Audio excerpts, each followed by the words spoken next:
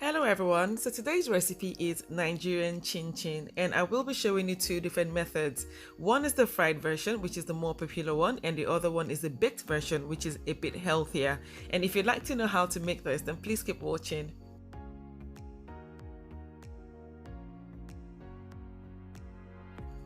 So the first thing I will be doing, as usual with all of my baking and flour recipes, is to sift my flour. So I will be using a bit of plain flour, granulated sugar. I'm using caster sugar actually, but you can also use granulated, cinnamon powder, baking powder, and some salt.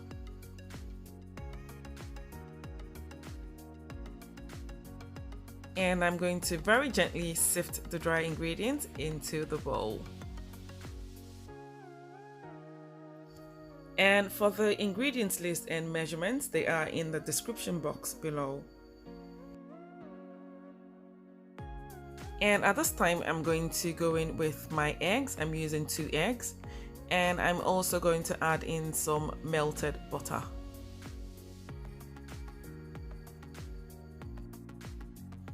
So I'm just going to fold in the eggs and the butter using my spatula.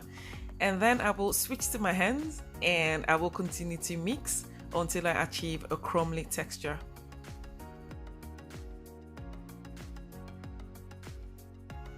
And at this time, I'm going to gradually add in the milk. I will not be adding all the milk at the same time, just so I can control the consistency, and I will continue to fold.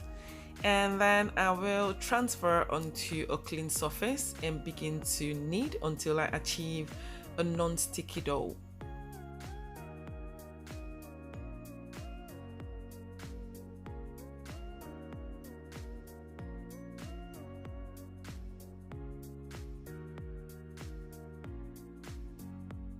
And now I'm just going to place the dough into a bowl and I will leave to rest for about 30 minutes.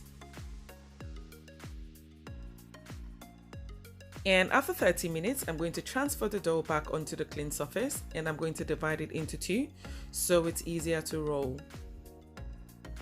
And I'm going to flour my surface a bit just so the dough does not stick onto the surface.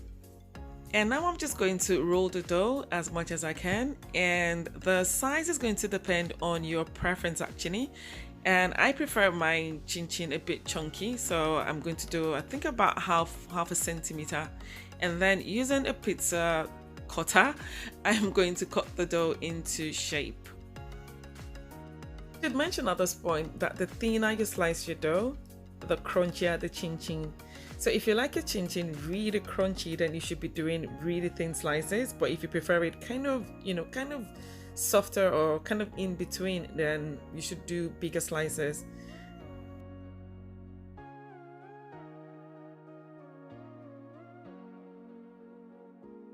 Now it's time to fry the chinchin, and I've got some oil heating up, vegetable oil, and ideally it should be somewhere between 150 and 160 degrees Celsius. And I'm just going to gradually add in the chinchin, and you don't need to bother about them sticking together because at some point during the frying process they will separate.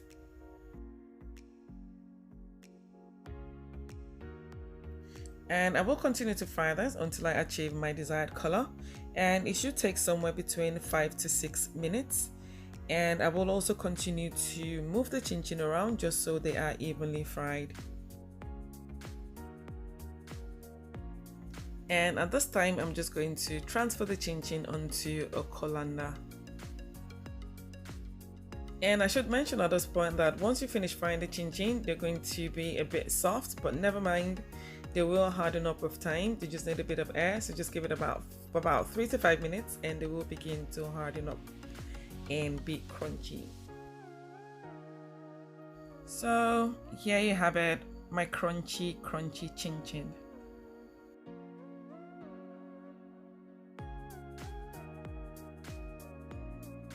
Now for the baked version, it's the same recipe and nothing has changed.